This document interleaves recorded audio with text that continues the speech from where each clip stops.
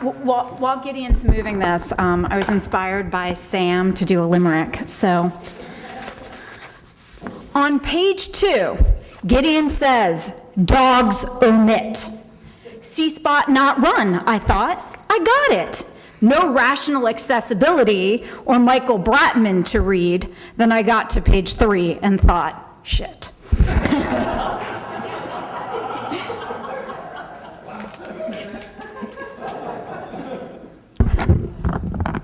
Okay, so I'm not sure I've ever read a paper that I thought was both so right and so wrong simultaneously. So I find the core approach persuasive, but the entire framework in which it's situated to be fundamentally misguided. So let me try to explain why. So the insight in this paper, I think, is the reminder that although we break crimes into elements, we actually have, into the elements of actus reus and mens rea and causation, we really have one moment that's the big bang of responsibility. It is at the point that you choose to act. It's when you decide to move your body in a way that executes your culpable mental state. Now, to me, this isn't evidentiary of anybody's faulty reason recognition, but it's constitutive of your blameworthiness. But Gideon is quite right to focus on correspondence as a distinct moment when our voluntary action links our inner culpability with our outer bodily movements. I'd say that it is in intending to move your body in a way that you understand unleashes a risk of unjustifiable harm to others, but however you construe it, the correspondence of actus reus and mens rea is not coincidental, it's not just another element, they're all bound together. It's the will at that moment doing the work.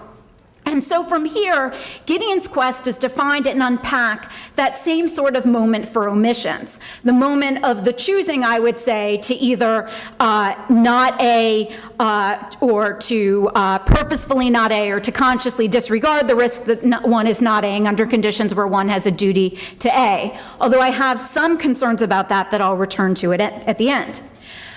But I disagree with both the conceptualization of the correspondence requirement, how he puts it together, and then how he extrapolates it to omission. So let's start with the setup, which is this impediment or obstacle removal. So to quote Gideon, "My strategy for understanding the nature of omission liability is driven by the observation that voluntary actions serve to remove an obstacle to justified criminal liability." So lots of things remove obstacles to criminal liability, I guess, like you have to have a defendant, they had to have a mental state, they had to have a jury trial. If we don't have all these things, we can't punish. But to think of these things as obstacles to punishing someone completely misdescribes the meaning and the role that each of these factors has, right? To say that a right to counsel is an obstacle to criminal punishment is jarring at best and misleading at worst. Now, I take it that Gideon just wants to avoid dealing with Doug's 4 question, which is somewhat strange because Gideon doesn't have a problem taking on hard problems. But I think we do better, right, to in fact just address the question directly than to just have this sort of counterfactual rhetorical way to ask the question through the back end instead of just confronting what the question actually is. Okay, so then, if I can get these. What work is the evidential relationship doing? So Gideon didn't do justice to exactly how much he emphasizes evidence in the paper. So here are a few quotes. "The intention manifests the agent's modes of recognition, weighing in response to reason, and so serves as evidence of them. The voluntary act is one of executing the intention, and so the voluntary act also is capable of evidencing the agent's modes of recognition." Gideon maintains the act may serve the same evidential function that the mental state serves. Even harm plays this role. The harm itself provides the same kind of evidence of the agent's modes of recognition, weighing in response to reasons. So I find this way of thinking about it unhelpful at best and misleading at worst. So let's take misleading first. Typically when we think A can serve as evidence of B, what's important to us is B. Right, so if I tell my son, don't put anything into that socket, don't plug anything into the socket, and all of a sudden Christmas lights come on in the room, I have evidence that he has plugged something into the socket. But what I care about isn't the Christmas lights, it's the plugging into the socket. It's that action for which he is blameworthy. A lot of the time when Gideon's talking about things as evidence of faulty modes of reason recognition, it sounds as though he's ultimately a character theorist, right? That what really matters to him is what's in your heart of hearts, right? What reasons you take seriously, and everything else is just evidence of that, right? And then from there, Gideon has this argument that in fact it's just because of the state and our relationship to the state that we can only consider certain types of evidence. So that was how I took Gideon the first time when I wrote this comment, and he immediately responded, I hope you don't think that's what I think. Although now we've had 3 more conversations and I'm not sure he knows what he thinks. But if he's not thinking that the actual desert basis is just these underlying modes of reason recognition, then I don't know why he needs this evidentiary inference, right? These relationships are causal, right? The intention explains and rationalizes the action, right? The action executes the intention, right? I understand that Gideon's reason in some ways for focusing on this is because he thinks causation isn't sufficient, right? From the intention to the willed bodily movement, and his concern in those cases are the sort of Davidsonian mountain climber kind of cases, right? Part of the reason for that is that Gideon's account of intention doesn't allow him to have an account of intention that explains and rationalizes the action, right? His account of intention is this Bratmanian, can we in fact assess this thing according to particular norms of rationality? And so for that reason, to get the sort of right connection from the intention to the volition or the act, he needs these additional evidentiary layers. But he's trying to avoid the sort of Davidson mountain climber example in trying to offer this evidence. Then we have, equally in terms of trying to get this connection, this culpability preservation, which I also find not to be a helpful move, right? Again, we have an intention leading to an action in a relationship that is causal. If I plug Christmas lights into a socket and they all go on, would we really want to say that they have an electric current preserving relation, right? What it seems is going on is in fact causation. Now, he didn't focus on it as much in this particular talk, but Gideon wants this same culpability-preserving relationship from the intention to the volition, and from the volition or the willed bodily movement all the way to the harm, right? But culpability preservation as our notion of when we have proximate causation seems very strange, right? What is a culpability-preserving causation relation? So let's take 2 views on this. So Larry's gone, but I'll still give him credit. So in our book, Larry and I offer Pierre and Monique. And so I'm only going to give one of the 3 variants of Pierre and Monique. But Pierre wants Monique dead, right? That his girlfriend, he hates her, he's done with her, and he fires his gun at her, and it scares her. And then off she goes, running out into a lightning storm, and she's got 1 billion piercings, and so lightning strikes her and she dies. Okay, so here are 2 different ways to think about it. The first is Michael's. So Michael's going to say there's no responsibility for the death here because there was no culpability in that situation, right? Michael has this sort of mechanism within the plan. And when you don't plan for the harm to occur in that way, then you lack the mens rea as to that causal element. I wonder whether or not that's the kind of view that Gideon has, and it would help to know what exactly he thinks is going on with culpability preservation. But Michael's view would be that it's a mens rea issue, not that it's a question of sort of the metaphysics of the causation. Now, Larry and I would say something different. We'd say Pierre got exactly what he wanted, dead girlfriend, right? Where's the loss of culpability in that relationship? You engage in a voluntary act to kill someone, and the person you want dead dies, and you're happy about it. So in those sorts of cases, why deny that there's a culpability preserving relationship? Stranger still, though, is when you start thinking about how culpability preservation is supposed to work with omission cases. So in his paper, at one point, Gideon actually talks about ability cases. And one case he offers is a defendant who has a duty to rescue a victim who is drowning. He's aware that the victim is drowning, and he chooses not to, and the victim dies. But unbeknownst to the defendant, the door was locked. So even if the defendant had opted to try to rescue, he would not have been able to rescue. So we have omission in some sense, in the sense that there was this sort of willed act not to go rescue, and we have mens rea, but we have no causation. Now, Gideon says, quote, "But recall," and this is the crucial point for understanding the ability requirement, "that for the two to be connected, the fact that he does not leave must also be related in a culpability-preserving way to the harm, in this case, death. But in this case, it is not, for there is a lock on the door. The death does not evidence the relevant mode of recognition, weighing, or response to reasons, since it manifests also D's inability to leave. Even if the death provides some evidence of the relevant culpability constituting features, which can be doubted, it does not occupy this very same evidential role as the conjunction of the intention to stay and the belief that leaving was possible, and so there is no correspondence." Now, omissions, though, depend on myriad not doings, right? Not just that when you have a harm, it's not just that the defendant didn't rescue, but A, B, C, D, E, F, and G didn't rescue as well. So how is it that the harm is ever going to manifest the defendant's culpability in the right way? Because omissions have counterfactual dependence, how do we know from what D didn't do that the harm manifests something about D?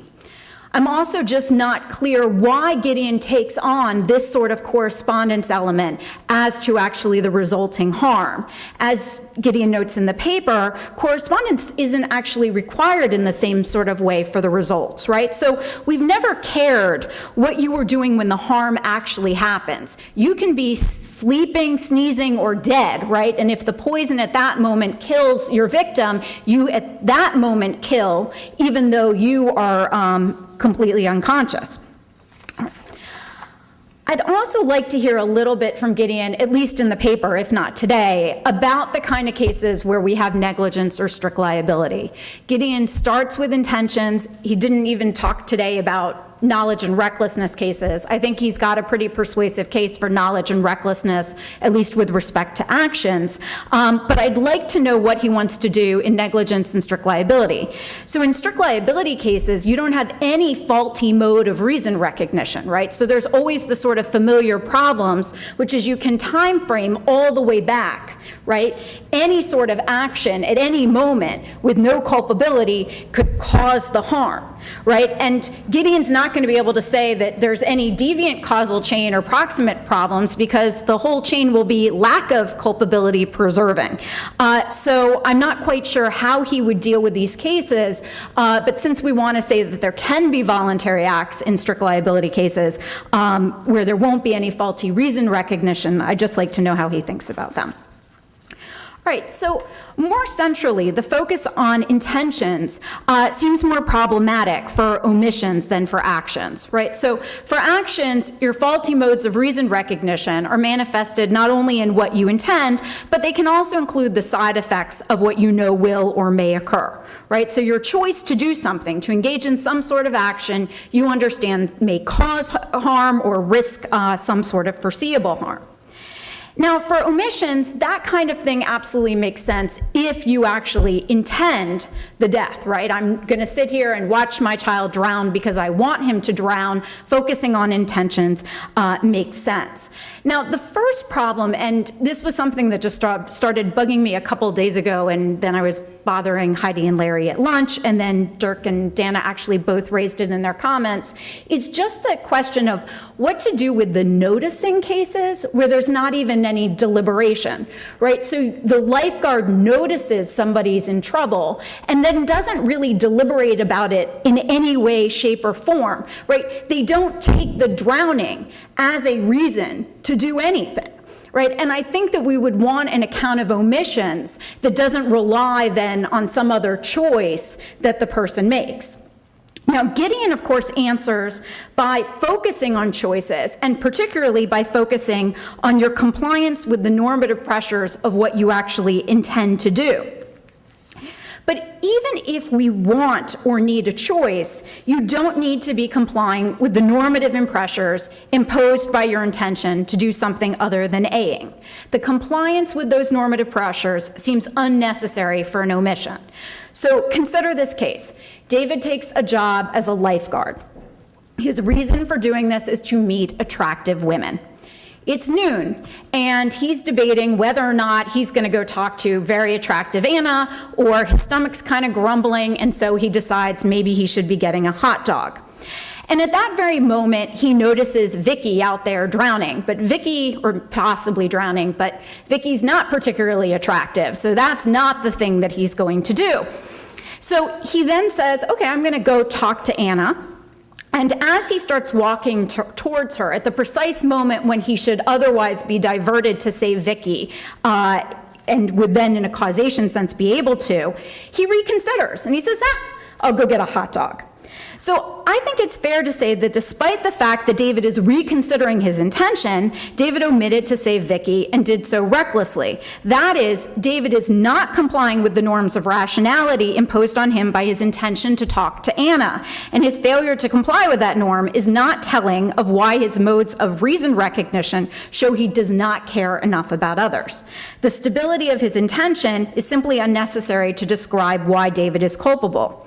It would likewise be unnecessary to the determination of David's responsibility if his means-end reasoning were off, right? So suppose he decided he was going to go talk to Anna, and then he sort of irrationally walks in the direction of the hot dog vendor, right? We have the big bang of responsibility at the moment he chooses not to rescue Vicky. The fact that omissions are typically temporally extended and that you can flip-flop on your intentions is simply irrelevant.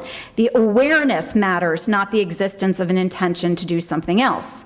If there is a time that David decides not to rescue, and if you care about causation, then Vicky dies, then we have all we need to hold him responsible, irrespective of whether he holds true to his intention to talk to the hot girl or instead opts for the hot dog.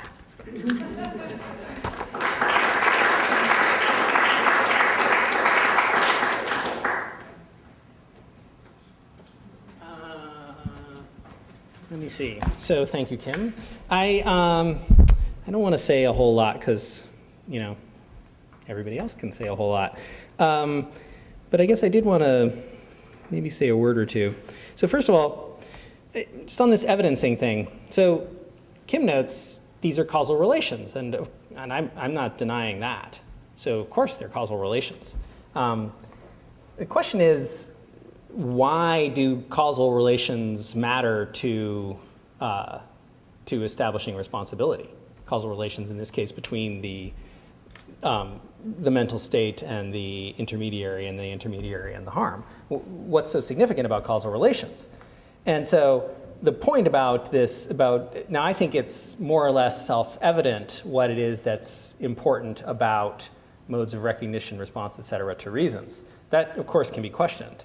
But they seem anyway to be, it's more obvious why those things matter to responsibility than it is why causal connections should matter to responsibility. So what I'm providing is an explanation, I take it, as to why causal connections matter to responsibility. And under that explanation, only certain causal connections matter to responsibility. In particular, execution of intention relations, which is a causal relation, matters to responsibility in a way that other kinds of causal relations, even when the relata are a bodily motion and an intention, don't matter to responsibility. The explanation is, of course, to appeal to something evidential. But I mean, no sense denying that those are causal relations. I just don't think that that fact about them says anything of interest. You have to explain. You have to say more about why it is that causation matters. Now, okay, yeah. So Kim notes. So Kim says that I'm sort of stuck with looking for something special, like an evidential relation, because because I've got this theory of intention under which intentions don't explain and rationalize action. But that's, of course, false. I mean, the Bratman theory doesn't think that, you don't have to hold that intentions don't explain and rationalize action. Of course, intentions do explain and rationalize action. Sure. But then we still need to know why it is that explaining and rationalizing the intermediary is important for responsibility. And so the answer is going to be because thanks to the fact that the intention explains and rationalizes the intermediary, we're able, under a presumption of rationality and so on, to make inferences to the thing that's obviously of importance to culpability, namely modes of recognition in response to reasons. So you don't get any actual mileage out of pointing out that intentions explain and rationalize action. Okay, let me see. So there's a lot here. Let me say something about the not noticing thing, which I definitely need to think more about, which comes out in, I guess it comes out also. So the general worry is that there are going to be cases in which, the noticing cases rather than the not noticing cases. I take it the general worry is that there are going to be cases in which it looks like it's perfectly appropriate to take there to be the right kind of connection between mental state and outward condition, without it being true that you have in the background some particular intention that you can, and something the agent is involved in involves compliance with the norms of rationality imposed by that intention. This is the thought. So the thought is something like, so there's the lifeguard, he notices that she's drowning, and then there's a lot of activity that excludes his saving her, but none of that activity is compliant with with any kinds of norms of rationality coming from his intentions. But yet, surely isn't it the case that he's in that instance culpable for the death? And yeah, so I guess, so my first instinct about these kinds of cases is to question whether in fact there is really no background intention. And insofar as you really do specify that there's no background intention, then I might bite the bullet and say that there actually isn't culpability.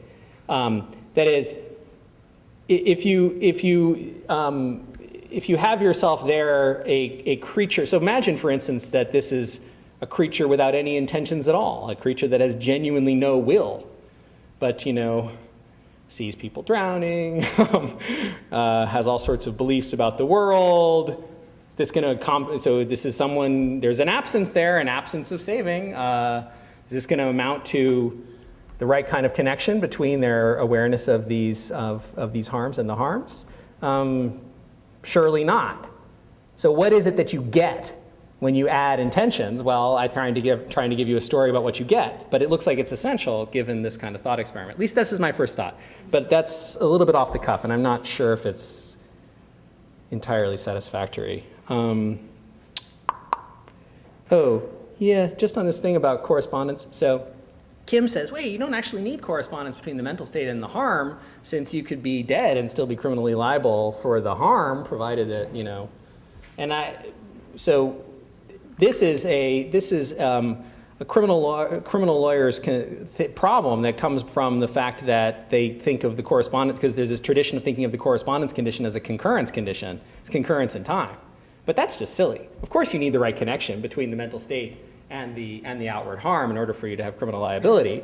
It's just that it turns out that because the second thing that's required for that relation, which is the relation between the intermediary and the harm, doesn't require the existence of the agent, you can have the right correspondence even in instances in which the agent no longer exists, as in when the agent dies shortly after engaging in the voluntary action which was executive of the relevant intention.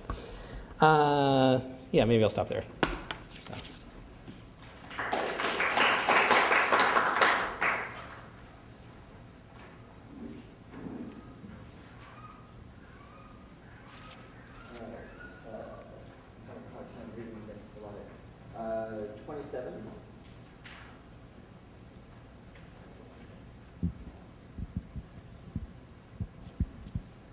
Thanks. So super interesting. Thank you. Thanks. Couple quick questions. First of all, in response to the last thing you just said to Kim, why aren't you just making the correspondence requirement between mental state and result? Why isn't that just absorbing the proximate cause analysis? That's one question. Second question is, So what do you do about cases? So I really want to hear your story about the other mens rea categories and how your story plays out on those. I worry that I don't see how it's going to work for cases involving latent knowledge, like actual possession of knowledge while performing the relevant action, but that sort of is in some way blocked due to things like distraction or something like that. So I'd really like to hear about those kinds of cases. The third thing is just, what do you do about cases involving intention where where the actor has a really, really bad mental state, right? Or a mental state that involves extreme ill will, but the actual action that's performed on the basis that's causally actuated by the really bad mental state is only sort of like some piddling little thing, like misleading a lost motorist. This is Arpely and Schroeder's example. It seems to me that all the conditions of the explanatory schema that you lay out for why the right kind of evidence about the person's culpability is present in that case, right? It seems like you've got, I'm not going to run through the whole story, right? But like even presuming practical rationality and competence and so on, it seems like the state can legitimately infer something about the badness of the mental state there, but it's only expressed a tiny little bit. So how do you block the implication that your view allows culpability or holding responsible for the full extent of the bad mental state we know is present in those kinds of cases? Yeah. Well, so good. Well, let me take these, I guess, in order to some degree. I'm not sure I know what to say about the latent knowledge case at all, so I may just, but okay, so is the analysis absorbing proximate cause? Well, in a way that's right. That is, so the proximate cause analysis is usually what you need to run in order to understand the relation between the voluntary act, for instance, or the absence and the relevant harm. So what my view about that is only you've got so there's cause and there's the narrower category of proximate cause. What is it that's special about the narrower category? I would say what's special about it is that it's culpability preserving. Now, we now need a theory about what that is, so that's right. If you had an adequate theory about what that second, what I call the fact-act relation is, that would be a theory of proximate cause. To me, it's just confusing to describe that as proximate cause, as though it had no bearing, and thereby forgetting what's important about it, which is that it's connecting mental state with the outward harm. Okay, so that's the first thing. But yeah, so the story about other mental states, there's a lot of diversity here, and so you can kind of give what looks like a decent analysis of what correspondence amounts to for one category, and then there's a way in which you wonder about how successful that will be for other categories. So I don't entirely know what to say about it. But I thought a little bit about the case of belief. So take, for instance, the following sort of situation. So the defendant intends to take something and believes it's not his, and the relevant question is about the relationship between his belief that it's not his and the fact that it's not his. And what we need is correspondence between those two things. So the basic idea is going to be if you take the belief together with the intention, the two together evidence in the appropriate way under the presumptions of rationality, et cetera, they evidence relevant flawed modes of recognition in response to reasons. So in fact, neither one does it by itself, right? You don't learn anything about his modes of recognition in response to reasons from the fact that he believes it's not his. Tons of things I believe are not mine, and nor actually do you learn anything relevant or anything inculpating about his relevant modes of recognition in response to reasons from the fact that he takes the thing, period, right? Or excuse me, even by the fact that he intends to take the thing. You intend to take things all the time. The problem is the two together. The problem is that he ought to grant reason giving weight to the fact that the thing is not his in his deliberations about whether or not to take it, and he's not doing that. And that fact about him is evidenced by the belief together with the intention. And then you can kind of see where this is going, right? Because given that, we now can look for an act which is executive of the intention, or an omission which is compliant with norms of rationality imposed on him by the intention. And we're going to see then some relationship between it and the taking, which is itself going to have a relationship to the fact that the property in question is not his. And these two things together are going to glue so I claim, the belief that it is not his with the fact that it is not his in the way that's going to be required for criminal liability. So now, so do that with all the other mental states. These probably each require individual treatment, and latent knowledge is going to be one of the trickier ones. Although I suspect it can be understood, because I think it's going to function as a certain kind of background condition in deliberation, which is itself structured by an intention, and we're going to learn all kinds of things about the agent, the way in which the agent recognizes and responds to reasons in light of that. But that would need to be thought through further than I have. Yeah, so terrible, terrible, terrible person who commits a tiny evil. So there's aspects to what constrains the evidential inference that are not on the table in this talk. And one of the most important ones is that I also think that because it's the state making inferences, that the state has to operate under presumptions of leniency. So that is the state, in addition to having the obligation to make evidential inferences only under the presumptions of rationality and so on, is also obligated to reach conclusions that paint the defendant in the best possible light. The explanation for that is in political morality and the nature of state authority. That's the explanation of the constraint. So what that's going to mean is that the very, very evil guy, insofar as that is not evidenced by the mental states that he has, which is then evidenced also by acts that bear the appropriate relation to those mental states and so on, he's to be held responsible as if he was an awful lot nicer than he is. That, I think, is the intuitive result. And that's, I think, the result that the view implies when you get a little bit more on the table about what constrains the evidential inference than I've presented here. 13. Lucky 13. Gideon, you have such an odd ear as to what needs explaining. Remember the old Wittgensteinian notion, explanation at some point comes to an end, and particularly philosophical explication. So, Kim, I thought, made 7 points. Let me just reiterate the first 2 or 3, because I think they instantiate this general observation. So why am I not responsible for what you just said, all of it, even though I don't agree with some of it? If somebody asked me that question, I would say, why would you think I would be? Right? Or do I have to say, oh, actually, there's an impediment to my being responsible. You see, I didn't say it. Right? I didn't have a voluntary act. It didn't have the causal properties of causing uptake, and it didn't have an intention behind it. So these impediments are there. That's a really strange way to think there's something that needs explaining. I'm not responsible because I didn't say it is pretty much it.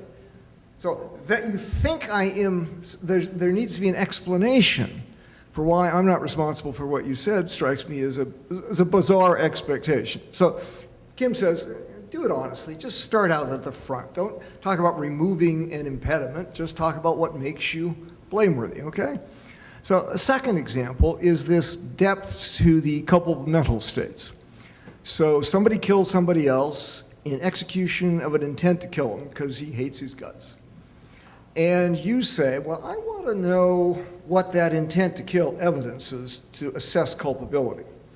I want to know whether, in light of a rationality assumption, it shows that he doesn't respond to moral reasons in an appropriate way. Now, yes and no on that one. Namely, isn't it the case, as Nozick used to say, the moment you form that intention, you have flouted morality's reasons, assuming, of course, you're a moral agent to whom those reasons apply. We do need the rationality assumption about the characteristics that make you a moral agent. But it's not that you need much depth. You reminded me, as I was listening to you, my old friend Jean Hampton. Yep, I love her. She's a total Yeah, I hero know. of mine. And as I used to say to Jean, when you get done with the mental states of culpability, only some philosophy professors can ever really be blamable, because nobody else has that complicated a set of mental states. I think yours, fortunately, don't suffer that complexity. I actually think they're very simple. If someone intends to kill and they have the basic assumptions about rationality, they therefore are not responsive to reasons as they should be. End of story. Very short explanation, but almost necessarily true if you have the intention to kill. Now, with regard to the role of voluntary action, you have it as a role of transmitting culpability from the intention to the bad state of affairs that makes it the wrongful action that it is. Right. And you want to say, so this is to explain, since the correspondence is really causation, this explains, you say, why causation matters in these contexts. You know, I find It's it... not just any causation, right? Yeah, It's non-deviant, execution, non-deviant causation, executory causation, the right kind. Okay. You want to say, now, why would you think there's something deeper than being the author of an evil that can explain why authordom of the evil, which is a causal notion, somehow is explanatory?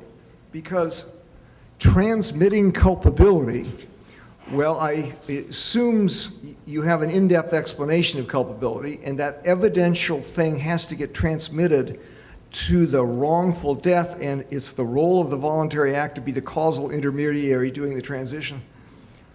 That's more explanation than you need. How about a simple one?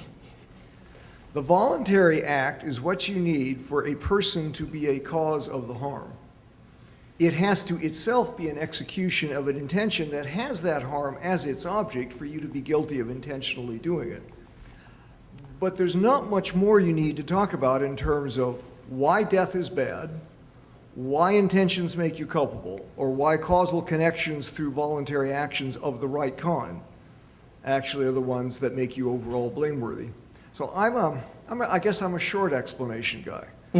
I know that this is an employment act for philosophers to give long explanations, but sometimes I think the length gets in your way. An employment act for philosophers. Okay, so first of all, on this this removing impediments approach. So it's true that, I mean, so I didn't respond to that question, that remark of Kim's, because to me it's kind of argumentative and sort of pointlessly so. So I wasn't really sure why you repeated it. That is, of course, there's various ways of identifying what needs to be done. That is, there's some sort of work that a voluntary action does towards establishing or making it the case that there's responsibility.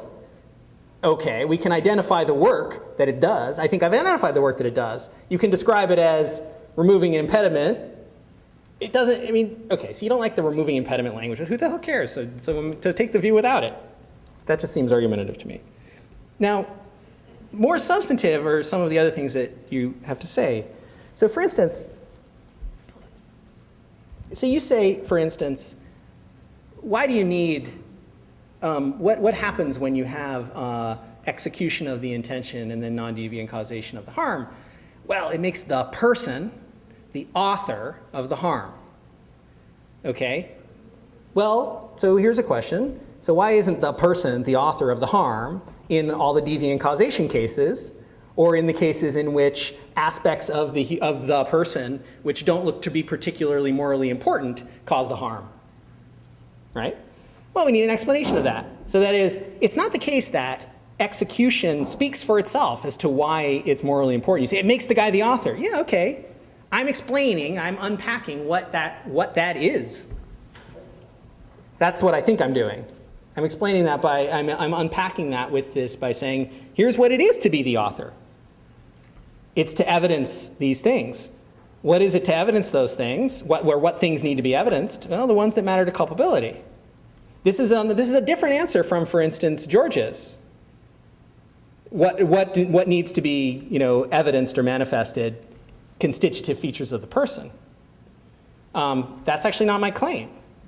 Right? My claim is instead there may be other constitutive features of the person. I'm making a particular claim about which ones matter and why they matter. Now, so in the end, so do we disagree? Maybe not. The answer that Alvin Goldman I gave many years ago was this one. It has to be caused in the right way. And the right way depends on actually understanding the neuroscience and how intentions are executed through the SMA and voluntary movement. Well, you want a conceptual answer, or maybe the only empirical answer. Well, okay, so I think that you're absolutely right. That's the fundamental disagreement about the right way. So I think that whatever you found out about the mechanisms, which mechanisms were normal or not normal, you'd need to know why it was that the mechanisms that you uncovered neuroscientifically, and I'm a fan of neuroscience, as you know, in a lot of ways, but you need to know why it was that the mechanisms that you uncovered neurally were important. Why was it that, when those are the ones that are involved, you've got culpability as opposed to alternatives. And the mere fact of normality is not going to do it. It's got to be something else. What is it? I'm telling you. So yeah. So look, you like short explanations. It's not that I like long explanations. I love short explanations when they serve to explain. But you don't get something which serves to explain if you hide the ball, I think, with terms like execution, authorship, personhood, in the right way, normal. These are all ways of hiding what's morally significant, rather than illuminating it. So yeah, so it's an employment act for philosophers. Well, it's because there's work to do. Jeez. Okay, next question. 3. Thanks. This is an extraordinarily ill-formed question. Trying to. So you said at the beginning that you think you have given an account of criminal liability that is responsibility for the law that warrants punishment or something like that, but not of moral responsibility. And I've been trying to reconstruct the part of the argument that might lead you to say that, and it clearly has something to do with that part where rationality is important for the explanation, and the reason rationality is important is that citizens can't authorize their government unless they're suitably rational. So we need to presuppose rationality. And I guess I wonder how that connects to the rest of what you were saying, and why it isn't just detachable. Why we don't say something like this? Yeah, that's right. We need to presuppose rationality on the part of citizens, or else, the state's not legitimate in some relevant way. But given that the state is legitimate,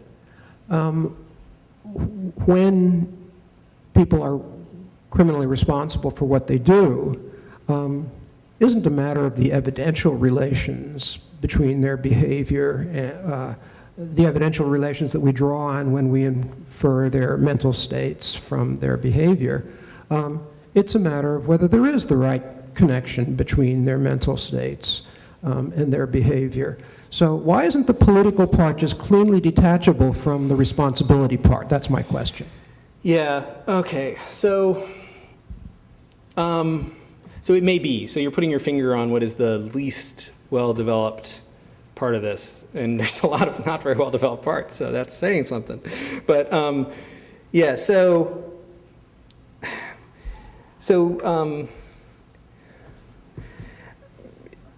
here's the actually I don't think that I can say the positive position better than you just did. So you're asking for filling in a blank, and let me see if I can try to fill that blank in a little bit. So the question is, so there's sometimes where there's some activities where you think the government, we've authorized the government to do them, they affect people, and the government doesn't need to presume anything about the people or constrain the way in which they engage in those activities by any kind of assumptions about the people who they're affecting. In particular, it doesn't need to be constrained by assumptions about whether or not those people have the qualities in virtue of which the government has authority. They just don't need to be constrained in that way. And so I wrote here as if that was not true, right? As if every old thing that the government did had to be constrained this way. And then you point out, well, another way of putting your question or your puzzlement, I guess, would be to say that, why, that's not true. I mean, you need to fill in the blank. Okay. So then my thought is, and this is really, this maybe is just wrong, but my thought is responsibility assessment is different. Especially criminal responsibility assessment is different. So different from lots and lots of other citizen affecting activities in which the government engages. And what is it that's different about it?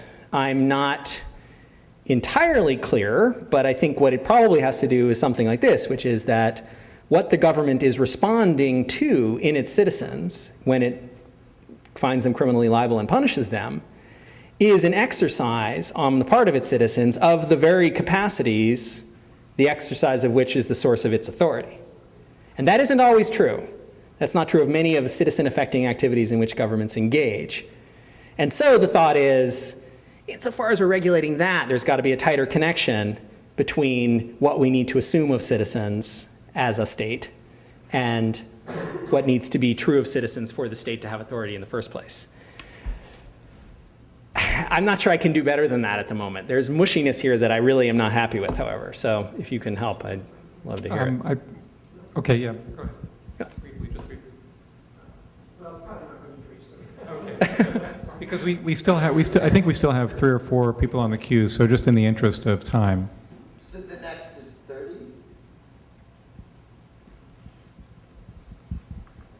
I think I also have a somewhat ill-formed question, which is that I was trying to figure out throughout your talk how much of this was supposed to bring in some sort of metaphysical answers and how much was purely sort of answers in the ethical sphere that was delaying the metaphysical question. And I think maybe one way to phrase this is, do you think that the question, when does X omit to A, or whatever A is the same as the question, when is X responsible for omitting to A? That is, do you think that there are cases of omissions which are not cases that have anything to do with responsibility, let alone liability or a more moralized responsibility? Yeah. So, yeah, very good. So, certainly, right? So that is, so what's built into the idea of proper objects of criminal liability? The idea of proper, ultimately, I guess the answer that I'm offering is you've got yourself a proper object of criminal liability insofar as you've got yourself the kind of thing that can hook up objectionable mental state with outward harms, for instance, outward conditions, okay? Now, you have that thing all sorts of places in which it doesn't actually play that role, okay? That is, as Kim quotes in her limerick, dogs omit, right? So that is just to say, so the phenomenon is, so this is actually the source of my doubts that about how much progress I've made on the omission problem really at the end, which is, I've given you an explanation for why an absence can connect these two things. I haven't really given you an account of what you need to add to an absence to get yourself an omission.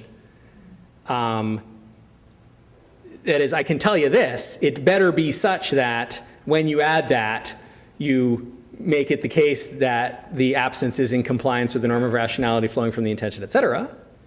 But that's all I've got. So I've got a kind of functional description of what's missing in the blank in that first omission problem slide. Now, once you fill in that blank, however, meeting my constraint, you're going to find the phenomenon all over the place in situations that have nothing to do, where responsibility isn't at issue. As in, for instance, you're going to find that dogs are like that too. Do you think the first premise of sort of the omission problem, or I guess that wouldn't be the problem, that'd be the sort of move towards the solution, such that an agent omits to A if and only if, only if, not A? Do you think that that's going to strictly hold? Sorry, this is here. Sorry, right? yeah, okay, an event A does not occur. That's a necessary. Oh, yeah, so, well, right, so Carolina asked this question, I've forgotten which talk it was. Oh, yeah, it was right after Michael's talk. So, she pointed out you can be omitting to flip the switch even though the switch gets flipped. Mm-hmm. So that is, and that's a kind of, which is certainly true, and that's a kind of case which I had not envisioned when I filled this in. But but what I do think is the case is that you can't omit without something being absent. So now we need to talk about what needs to be absent for it to be the case that you omitted, for instance, to flip the switch. Now, a plausible thing is going to be that what's absent is causation of the flipping of the switch by any feature of yourself. That's what's absent, okay? And that'll be absent even if the flip gets switched because somebody else causes the switch to get flipped. So I do think it is true that D omits A if and only if there is an absence, or rather the following proposition is true. It is not the case that something occurred. But it's not the case necessarily that the thing that needs to be absent is the thing that you seem to be referring to in your description of the omission.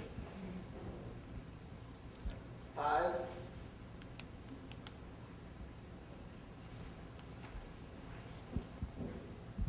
Thanks. So I was interested in the lifeguard case, and I take it that what you were saying there is that he merely notices that the person's drowning, and if he didn't decide to not save her or intend to not save her, if he didn't form the intention to not save her, then, okay.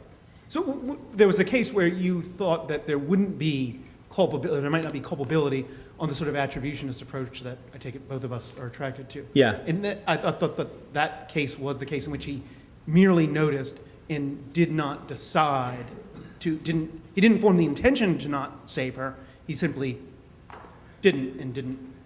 So I think, can I just jump in on that? Because Sure. Have I characterized that correctly? you haven't quite characterized Okay. that correctly. So the reason is that I'm in no way requiring that there be an intention to save her, or excuse me, an intention not to save her or anything like that. What I'm requiring rather is that the absence of saving her is compliant with the normative pressure imposed by an intention. But that could be a normative pressure imposed by an intention to eat a hot dog, right? That is, the intention to eat the hot dog right now places you under rational pressure not to be instead, assuming you can't eat a hot dog while you're saving her, out there saving her, right?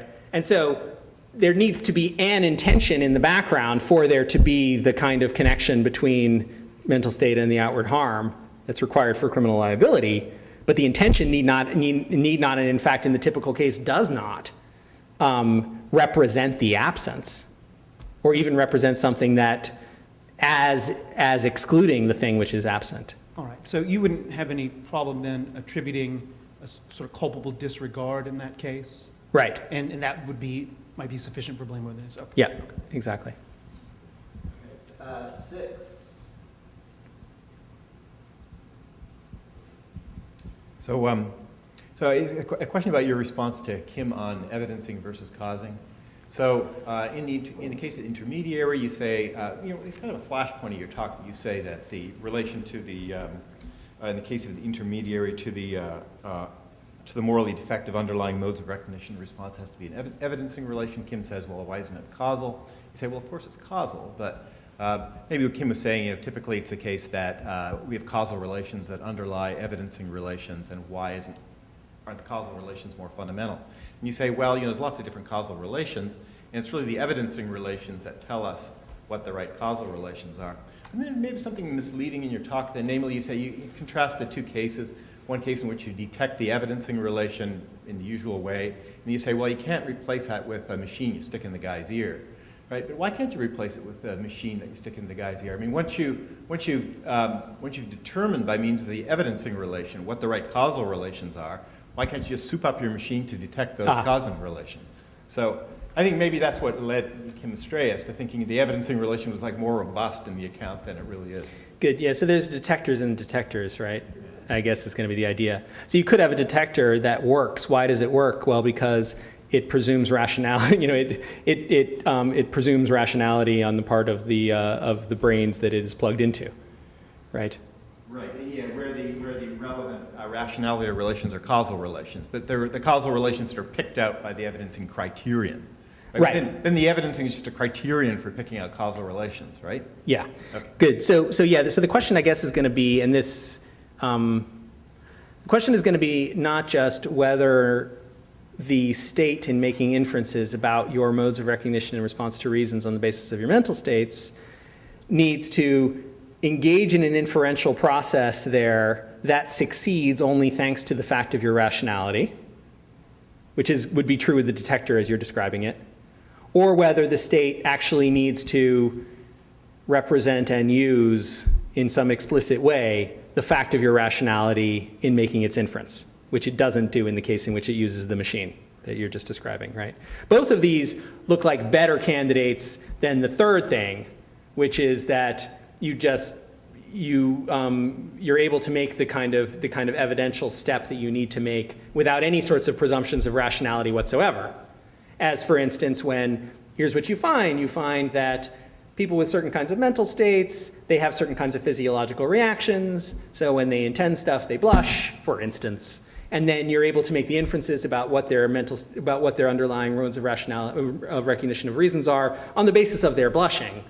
So the mental states are evidence of the blushing, and the blushing is evidence of that, but it's not as though you need to reach the conclusion that they have the relevant modes of recognition in response to reasons, thanks to the fact that you see that those modes of recognition in response to reasons make sense in light of the possession of the mental state, which is the kind of inference that I think is actually essential.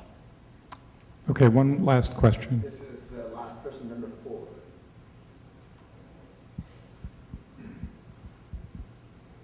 4. Sorry, I'm still kind of confused about the evidence relation and the role that it's playing in your account. So in a case of omission where you have a deviant causal relation, I don't think you mentioned a case like that, but maybe I missed it. So Deviant causal relation, where? So between the mental state and the behavior. Okay. Okay, so imagine that the lifeguard sees the child drowning and starts considering not jumping in, and that triggers some psychological condition in him that makes him freeze, right? But Yeah. from the outside, it just looks as if he's not doing anything, right? The Right. same thing that he would have done is exactly the same as what we would expect him to do if he just didn't care about the child and then the child dies. Yeah. So presumably we have a deviant relation there. How is the evidential element supposed to help us with? Sorry, I'm just not following Yeah. what you're saying. Well, so in the deviance case of that sort, it may be clearer actually in the action case than in the omission case. But in a deviance case of that sort, in fact, I would say what makes the causal chain in that instance deviant, that is, it's actually constitutive of what it is for it to be deviant, is that it does not allow you to make the right kind of evidential inference on the basis of presumptions of rationality. That is, what you can't see in that case is that the outward behavior, whatever it is, or even the absence of outward behavior, you can't conclude facts about the way in which the person reacts in response to reasons by presuming rationality and so on, given the facts about how it came to pass causally. I see. So it's not just epistemic. So you're relying on the basic causal structure of the case first and then saying, the epistemic what's is not first. doing any work, right? It's just, there's no voluntary omission there. Well, so the reason that there isn't a voluntary omission, you can say that, so why isn't there a voluntary omission? There isn't a voluntary omission because there's deviant causation. Well, what do you mean by that? Oh, what I mean by is that you've got a causal link that doesn't allow this kind of evidential inference. You have the wrong what's kind first? of causal link, which is hard to explain, in terms that would be explanatory, and as a result, you don't get the evidentiary connection. But that's like I guess this is what people have been saying. Okay. Yeah, right. So that is so you've got a whole bunch of cases. They all involve a causal relation, and you want to say some of them are normal, some of them are deviant. And I ask, what's your criteria for sorting the normal from the deviant? And I would say, here's the kind of criteria you need, given the work that deviancy is supposed to do. It's supposed to show that you're not actually author of the action. The criterion of deviance that you need is some of them allow evidence to the underlying culpability relevant features, and some of them don't. And the ones that do are the ones where you have non-deviance, and the ones that don't are the ones where you have deviance. So what's doing the work? I don't know. It kind of depends how you look at it. See what I mean? Okay, well, let's thank our speaker and commentator. Thank you.